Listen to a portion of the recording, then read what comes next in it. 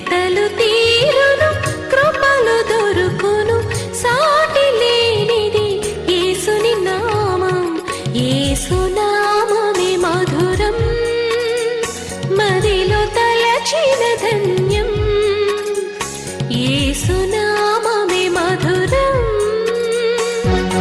ప్రభువు నందు ప్రియమైన దేవుని బిడ్డలారా, నేటి వాక్య ధ్యానం కొరకు సహకారం ఇచ్చిన కుటుంబము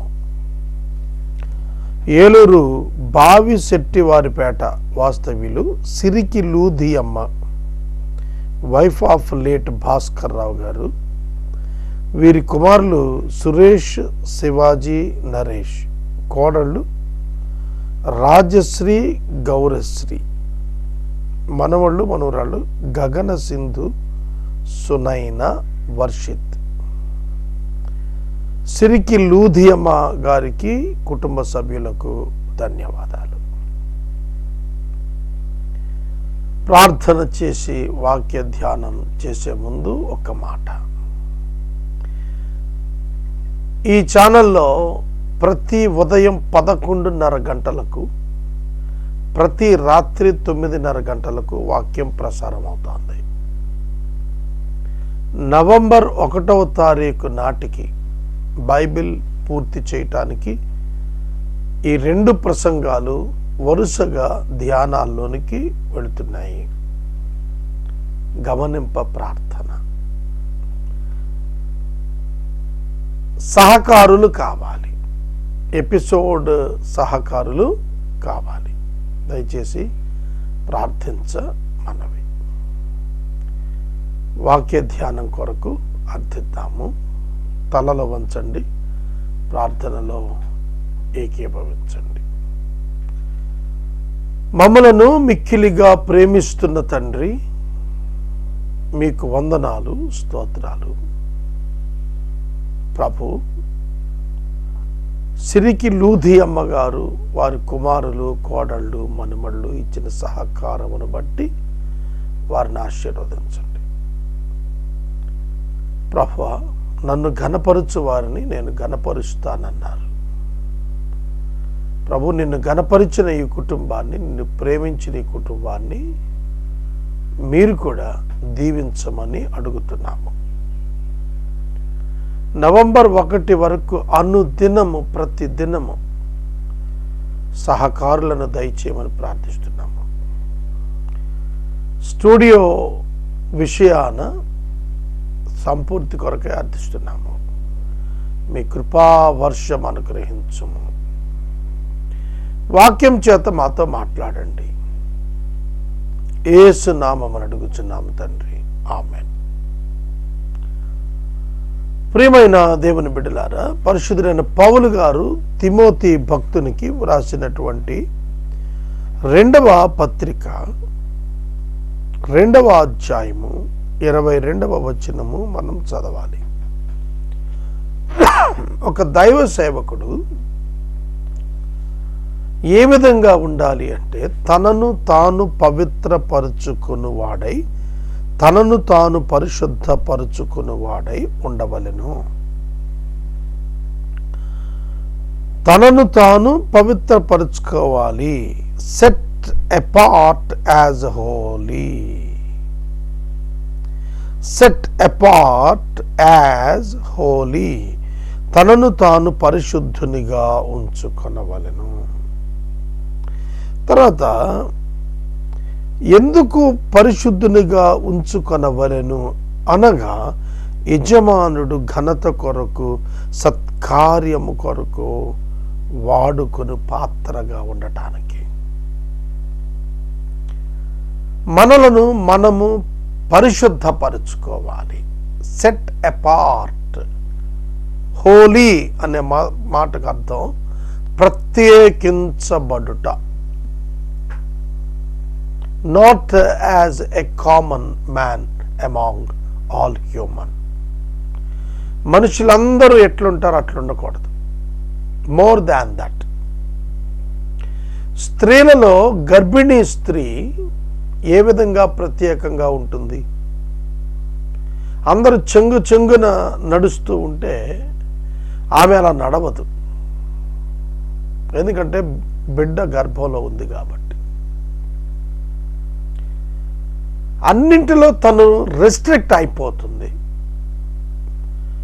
తనను తాను కుదించుకొని తనను తాను ఆర్గనైజ్ చేసుకుని మిగతా వారిలా కాకుండా బహు జాగ్రత్తగా ఉంటుంది.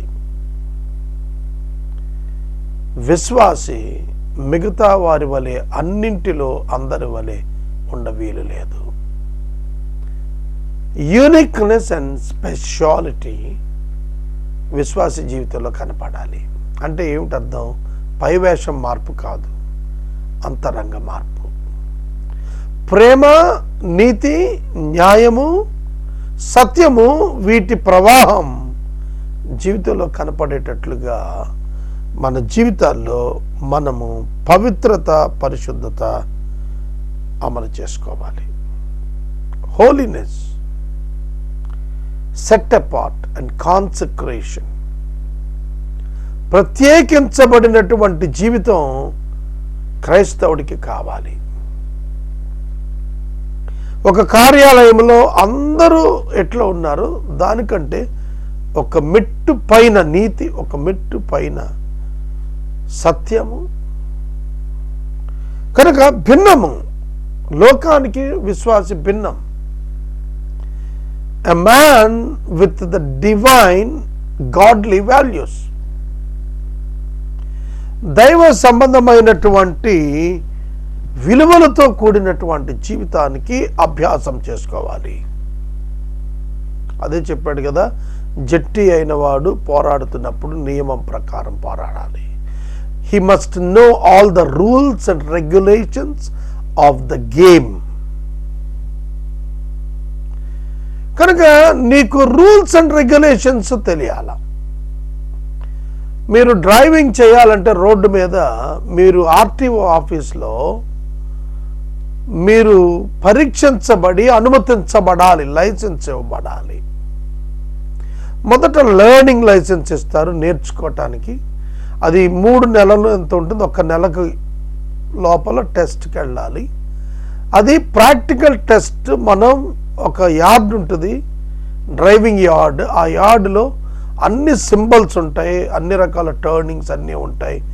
లెఫ్ట్కి వెళ్ళు, రైట్కి వెళ్ళు, తిరిగి హెయిర్ పిన్ బెండ్ ఇవన్నీ ఉంటాయి. అప్పుడు ఏం చేయాలి, ఎక్కడ హార్న్ కొట్టాలి, ఎక్కడ హార్న్ కొట్టకూడదు, అన్నీ ఉంటాయి.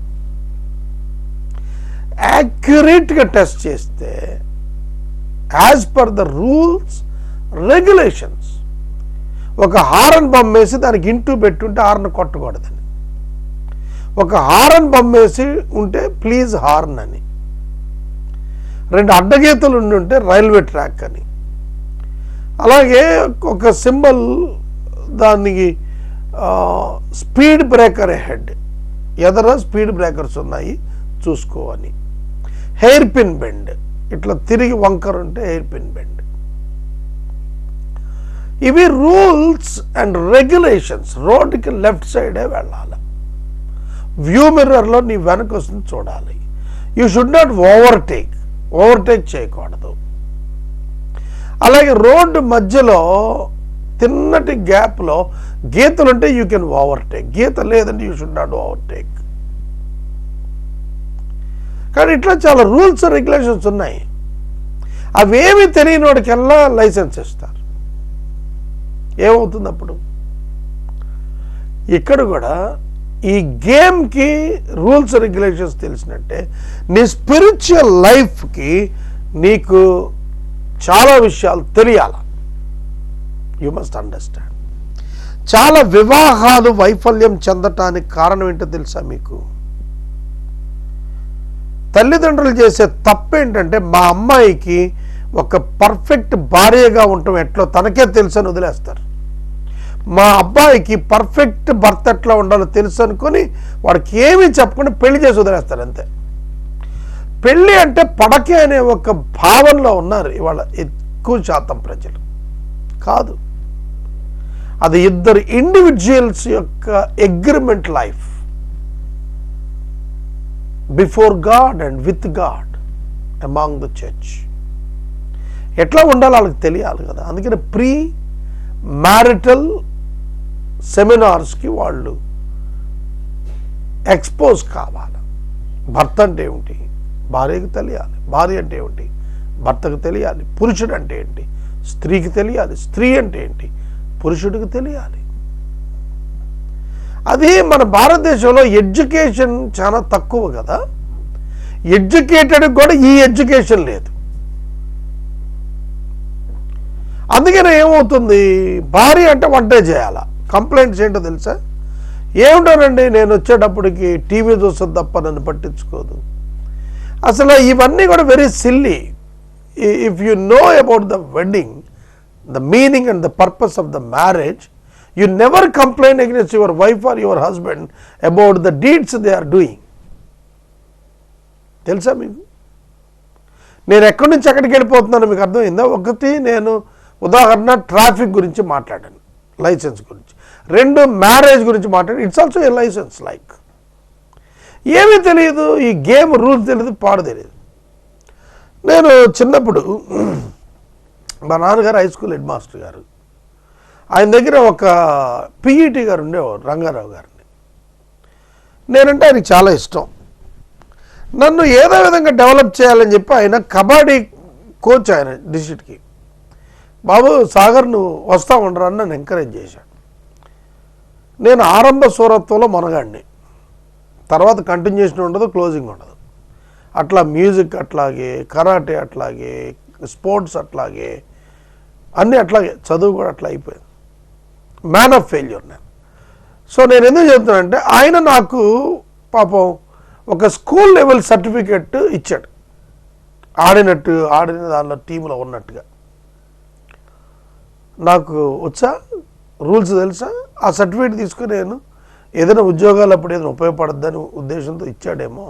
స్పోర్ట్స్ కోటా కోసం, కాలేజీలో సీట్ల కోసం, అంటే స్పోర్ట్స్ కోటా ఉంటుంది, మిలిటరీ కోటా, స్పోర్ట్స్ కోటా, ఇట్లా కోటాస్ ఉంటాయి, స్టాఫ్ కోటా, అట్లా కోటా ఉంటుంది. సో నాకేమి రూల్స్ తెలియదు, గేమ్ తెలియదు, నేనేం మాట్లాడతానండి? నియమం తెలియదు, నిబద్ధత తెలియదు. I must be Holi.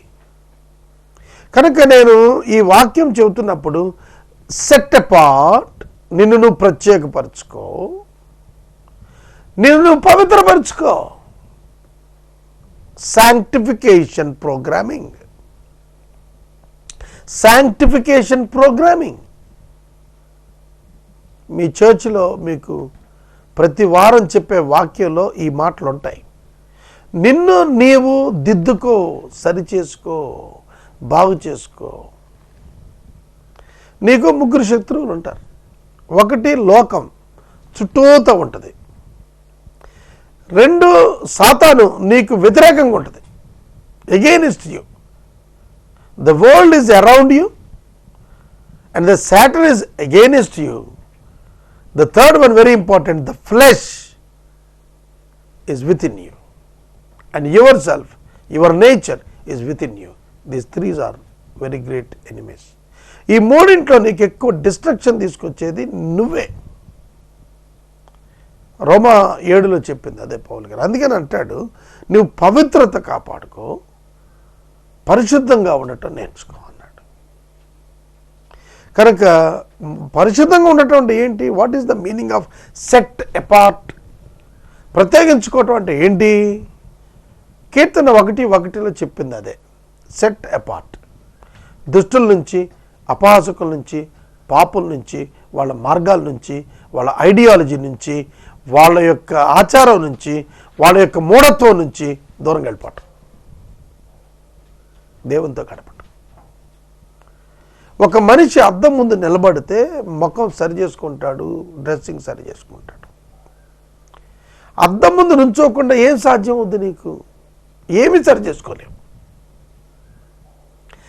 Mirror ముందు నువ్వు నుంచుంటే నువ్వు తలదూకోవాలా, ముక్కు మీద పౌడరా, చెవులు కంటింది లేదా, లిప్స్టిక్ ఎట్లా ఉంది, లేదంటే ఐబ్రోస్ ఎట్లా ఉన్నాయి, ఐలాష్ ఎట్లా ఉన్నాయి, డ్రెస్సింగ్ ఎట్లా ఉంది, నువ్వు వేసుకున్న పద్ధతి ఎట్లా ఉంది, అన్నీ తెలుస్తాయి. Without mirror how can you know your image? నీ రూపం నీకు ఎట్లా కనపడుతుంది? కనుక నువ్వు దేవుని యొక్క వాక్యం ముందు నిలబడినప్పుడు నువ్వు పరిశుద్ధంగా ఉన్నావా, పవిత్రంగా ఉన్నావా లేదనేది నువ్వు టెస్ట్ చేసుకోవటానికి కనపడుతుంది, అర్థమవుతుంది. లేదు ఇతరులు చెప్పేది నీకు దాన్ని బట్టి తెలుస్తుంది. కానీ మనకి అస్సలు ఇష్టం ఉండదు. ఎవరైనా ఏమైనా ఒక కామెంట్ చేస్తే సహించలేము, మనం ఒక మాట అంటే సహించలేము, నొచ్చుకుంటాం, సరి చేసుకోవటానికి ముందుకు వెళ్ళాం. సరి కదా చెప్పినటువంటి ఆ మిత్రుని పట్టుకుని నాన్న మాట్లాడటం. కాబట్టి వాక్యం చెప్పుచున్నది ఏమిటంటే అర్హమైన పాత్రలుగా మనం మారాలి. దేవునికి విస్తారమైన పని ఉంది. మీకు ఒక విషయం తెలుసా? గవర్నమెంట్లో ఉద్యోగాలు ఎందుకు లేవో తెలుసా మీకు? ఈ చిన్న లాజిక్ ఏనండి మిత్రులారా. గవర్నమెంట్ ఉద్యోగాలు ఇవ్వలేకపోతుంది? ఎందుకు కాంట్రాక్టే ప్రోత్సహిస్తుంది? ప్రాబ్లం ఏంటంటే బడ్జెట్. ఎందుకు బడ్జెట్ వీక్గా ఉంది? ప్రాబ్లం ఏంటంటే ట్యాక్స్ పేయర్స్ లేరు. సో ట్యాక్స్ పేయర్స్ లేరు అంటే ఆదాయపరులు లేరా? ఆదాయపరులు యథార్థంగా ఉన్నారా? ఈ రెండు ప్రశ్నలు మనం వేసుకోవాలి. ఆదాయపరులు లేరా? గిలాదులో గుగ్గిలము లేదా? అసలు ఏ వైద్యుడునూ లేడా? భారతదేశంలో ఆదాయపరులు లేరా? మరి జనులు ఏమైనా స్వస్థ పొందలేకపోతే మరి జనానికి ఎందుకు గవర్నమెంట్ ఉద్యోగాలు రావట్లేదు? ఎందుకు education, quality education English medium ఇప్పటికి ప్రవేశపెట్టలేకపోయారు? ఎందుకు గవర్నమెంట్ హాస్పిటల్లో క్యాథ ల్యాబ్స్ పెట్టి గుండె ఆపరేషన్ ఉచితంగా చేయలేకపోతున్నారు? That is the problem of finance budget. కారణం ఏంటంటే nobody wants to pay the tax. మరి ప్రభుత్వం ఎక్కడి నుంచి తెచ్చిస్తుంది? డెవలప్మెంటే చేస్తుందా? వెల్ఫేర్ చూస్తుందా? ఓవర్ హెడ్సే భరించుద్దా? కారణం ఏంటంటే అక్కడ వాళ్ళు ట్యాక్స్ పే చేయకపోవటం వల్ల, మనం ట్యాక్స్ ఎగ్గొట్టడం వల్ల, ట్యాక్స్ నామమాత్రం చేసేసుకోవటం వల్ల ఏమైందంటే దేశాభివృద్ధి కుంటుపడిపోయింది. అందుకే ఉద్యోగాలు లేవు. దేవుని వాక్యం చెప్పేది ఏంటంటే సిద్ధపరచబడాలి. People should prepare to see that the country should grow financially. మనమేం ప్రిపేర్ అవ్వకోకుండా దేశం ఎదిగిపోవాలి. కనుక గవర్నమెంట్ యొక్క వ్యవస్థ దేశానికి సరిపోవట్లేదు. దేశానికి విజిలెన్స్ సరిపోవట్లేదు, దేశానికి పోలీస్ సరిపోవట్లేదు, దేశానికి రెవెన్యూ సరిపోవట్లేదు, దేశానికి ఇన్కమ్ ట్యాక్స్ వసూలు చేసే వాళ్ళు సరిపోవట్లేదు. కారణం ఏంటంటే ట్యాక్స్ పేయర్స్ లేకపోవటం. కాబట్టి నేను డిఫరెంట్ లోకల్ ఇష్యూస్ తీసుకొని మీ ముందు వాక్యాన్ని ప్రజెంట్ చేస్తున్నాను. సిద్ధపడాలి, సత్కార్యాల కొరకు సిద్ధపడాలి. సత్కార్యం ఏంటి? ప్రతి సత్కార్యం కోసం సిద్ధపడాలి. కనుక ఈ లోకంలో క్రైస్తవుడు ట్యాక్స్ పేయర్గా ఉంటాడు, దొంగగా ఉండడు, బద్ధకస్తుడుగా ఉండడు, దాటివేతదారుడిగా ఉండడు, దేశభక్తుడిగా ఉంటాడు. కనుక దేవుడు ఒక మనిషిని హెచ్చించాలంటే, వాడుకోవాలంటే, నీ శత్రువైన నిన్ను, నీ మనసును, నీ పాపపు జీవితాన్ని నువ్వు అక్కడ వదిలిపెట్టి నీవు పరిశుద్ధమైన వ్యక్తిగా ఉండినట్లు ప్రత్యేకించుకొని బ్రతకటం నేర్చుకోవాలి. అప్పుడు నిన్ను దేవుడు వాడుకోగలుగుతాడు. అందుకు పౌలు చెప్పినట్టు మాట 22 వచనంలో, నీవు యవ్వనేచ్ఛల నుండి పారిపోము, పవిత్ర హృదయులై ప్రభువునకు ప్రార్థన చేయు వారితో కూడా 4 విషయాలు: నీతిని, విశ్వాసమును, ప్రేమను, సమాధానమును వెంటాడుము.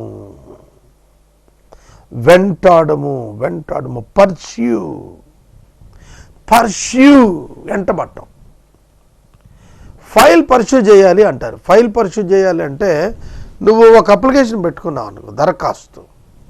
ఆ దరఖాస్తు డిఫరెంట్ లెవెల్స్లో వెళ్ళి రిజల్ట్ వస్తుంది. కాబట్టి నీ దరఖాస్తు ఒక ఇంటికి నువ్వు ఒక ఇల్లు గవర్నమెంట్ ఇవ్వాలని అప్లై చేసావు. ఆ దరఖాస్తు నెక్స్ట్ లెవెల్కి వెళ్ళిందా లేదా, ఆ తర్వాత అది ఇంకో నెక్స్ట్ లెవెల్కి వెళ్ళిందా లేదా, ఆ తర్వాత ఆర్డర్ వచ్చే దిక్కుగా ఆ ఫైల్ రొటేట్ అయిందా లేదా, ఫైల్ రొటేషన్ అంటారు దాన్ని. మా అమ్మగారు 2016లో చచ్చిపోయింది, ఇప్పుడు 2019.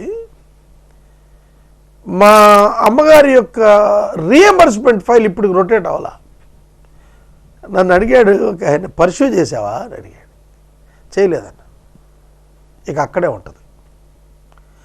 పర్స్యూ, వెంటాడు, వెతుకు, వెంటాడు, వెతుకు, వెంటాడు, then you will get it. అందుకనే ప్రభు ఏం చెబుతున్నా అంటే యవ్వనేచ్ఛలకు దూరంగా పారిపో. యవ్వనేచ్ఛలు ఎక్కడుంటాయి?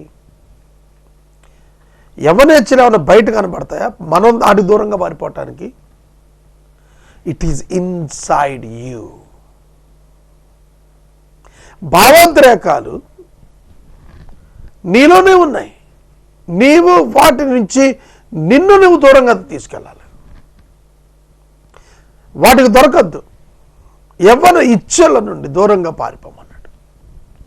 ఇవాళ ఒక మంచి టాప్ సూపర్ స్టార్ హీరో ఎవరిదో ఫిలిం రిలీజ్ అయింది. యవ్వనేచ్ఛ ఫస్ట్ షోలో చూసేయాలండి. యవ్వనేచ్ఛ, నేత్రాశ,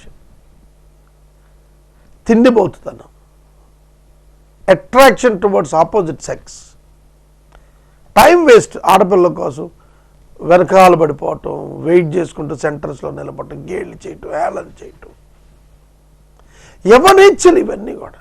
కుర్రోళ్ళు కదండి కేకలేస్తారు, కుర్రోళ్ళు కదండి తప్పులు చేస్తారు, కుర్రోళ్ళు కదండి ఆవేశపడతారు, కుర్రోళ్ళు కదండి, కుర్రోళ్ళు కదా కాబట్టి అడ్మిసిబుల్లా కాదు. యవ్వన ఇచ్ఛలు. యోసేపు యవ్వనేచ్ఛకు దూరంగా పారిపోయాడు. Pit to palace, pit to palace. గోతులో నుంచి ఒక గొప్ప రాజసౌధానికి మారాడు. అర్థమవుతుందా? రాజసౌధంలో ఉన్నవాడు యవ్వనేచ్ఛ నుండి పారిపోకపోయినందున దావీదు he entered into the pit, అరణ్య మార్గంలో పట్టుకుని వెళ్ళాడు. What makes the difference friends? ఏంటండి వ్యత్యాసం? నీవు నీ ఇచ్ఛను జయించాలి. నీ ఇచ్ఛను జయించాలి. ఒక్క మాట గుర్తుపెట్టుకో, దేవుడు మనకు కోరికలు ఇచ్చాడు, భావోద్రేకాలు ఇచ్చాడు. వీటిని ఏ విధంగా సద్వినియోగం చేసుకుని ఆనందించాలో. కోరికలు లేకపోతే ఆనందం ఉండదు, ఆశ లేకపోతే ఆనందం ఉండదు. అయితే ఆ కోరికలు ఎట్లా ఉండాలి, ఎట్లా తీర్చబడాలి అనేది విజ్డమ్. మనం తినాలి, తినకపోతే ఎట్లా బలం రాదు, తినకపోతే ఆనందం రాదు. అయితే దొంగతనం చేసి కాదు, లంచాలు తీసుకొని వచ్చి తెచ్చుకొని తింటాం కాదు. దేవుడిని అడుగు, దేవుడు ఇస్తాడు. నువ్వు పని చేసుకో, దేవుడు ఇస్తాడు, తిను. వివాహం చేసుకొని ఆనందించు. శరీరంలో నీ కోరికను వివాహం చేత తృప్తిపరచుకోవాలి, పశువాంఛ కాదు. ఇవాళ మనం చూస్తే ఈ క్యాస్ట్ కోచింగ్ ఎక్కడ చూసిన వేధింపులు, ఎక్స్ప్లాయిటేషన్, అబలలను వేధించటం, లోబరుచుకోవటం, మోసగించటం, ఇవన్నీ చూస్తున్నాం. Illegal contacts. చాలా షార్ట్ టర్మ్ ప్లెజర్ ఉంటుంది, లాంగ్ టర్మ్ పెయిన్ ఉంటుంది, యాగనీ ఉంటుంది. జాగ్రత్త. యవన కాలపు ఇచ్ఛలకు లోబడిన యవనస్తుడు దీర్ఘకాలపు వేదనకు గురవుతాడు, అవమానానికి గురవుతాడు. ఆ అవమానం శాశ్వత కాలం ఉండిపోద్ది. మనం యవన కాలంలో చేసేటువంటి మిస్టేక్స్, బ్లండర్స్, ఈ యవనేచ్ఛలను బట్టి చేసేటువంటి చిన్న చిన్న హాస్యాస్పదం అనిపించవచ్చు ఆ టైంలో. ఆ పనులు లైఫ్ టైం గుర్తుంటాయి. అవి నీ కెరియర్ మీద ఆ స్పాట్స్ అట్లా ఉండిపోతాయి. Be careful friends. యవనస్తులారా జాగ్రత్తగా ఉండండి. Be holy, be pure. పవిత్రంగా ఉండాలి, పరిశుద్ధంగా ఉండాలి. కనుక మీరు ఈ లోకపు మర్యాద చొప్పున వెళ్ళిపోతే మీరు మెయింటైన్ చేయలేరు, స్పిరిచువల్ లైఫ్ని మెయింటైన్ చేయలేరు. లోకము దాని నటన గతించిపోయే దిగ్గెళ్తుంది.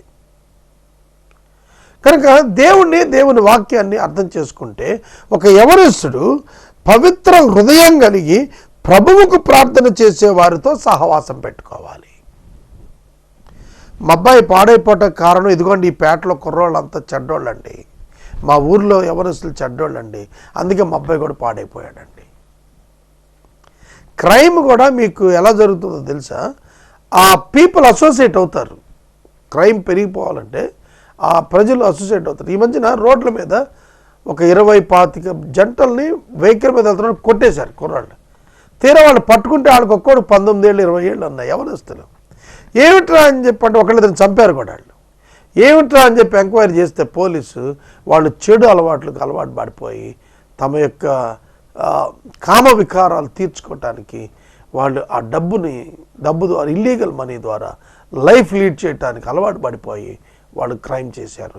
వాళ్ళు ఆర్గనైజ్డ్ వాళ్ళందరూ కలిసిపోయారు. నేను మళ్ళా ఈ వాక్యం నెక్స్ట్ ఎపిసోడ్లో కూడా చెబుతాను. అందుకే ఏమన్నాడంటే పవిత్రమైనటువంటి హృదయం అంటే రక్షణానుభవం కలిగిన వారు. ఎవరు పవిత్ర హృదయం కలిగిన వారంటే the cleansed heart, pure heart, pure heart. And అది మనకి చాలా క్లియర్గా చెప్తున్నాడు. ప్యూర్ హార్ట్, హృదయ శుద్ధి గలవారు అంటే ఎవరంటే రక్షించబడ్డవాళ్ళు. You must have the fellowship with the believers. గుర్తుపెట్టుకోండి. నేను రేపు మళ్ళీ ఈ వాక్యం కంటిన్యూ చేస్తాను, దయచేసి వీక్షించండి. రేపటి ఉదయం 11:30 వాక్య ధ్యానంలో కలుసుకుందాం, ప్రార్థన చేసుకుందాం. నేటి వాక్య ఉపదేశానికి సహకారం ఇచ్చిన కుటుంబం భావిశెట్టి వారిపేట వాస్తవ్యులు సిరికి లూధి అమ్మ గారు, wife of late Bhaskar Rao గారు, కుమారులు సురేష్, శివాజీ, నరేష్, కోడళ్ళు రాజశ్రీ, గౌరీశ్రీ, మనవలు మనవరాళ్ళు గగన సింధు, సునైన, వర్షిత్ సహకరించారు. ప్రార్థన. మమ్మల్ని మిక్కిలిగా ప్రేమిస్తున్న తండ్రి వందనాలు, స్తోత్రాలు. వాక్యము విన్నబిడ్డలను దీవించండి. ప్రసారం చేసిన లూధి అమ్మగారి కుటుంబాన్ని ఆశీర్వదించండి. యేసు నామాన్ని అడుగుచున్నాం తండ్రి, ఆమేన్. తండ్రి అయిన దేవుని ప్రేమ, కుమారుడిని యేసయ్య కృప, పరిశుద్ధాత్మ దేవుని యొక్క అన్యోన్య సహవాసం సదా మనకు తోడైండును గాక. ఆమేన్.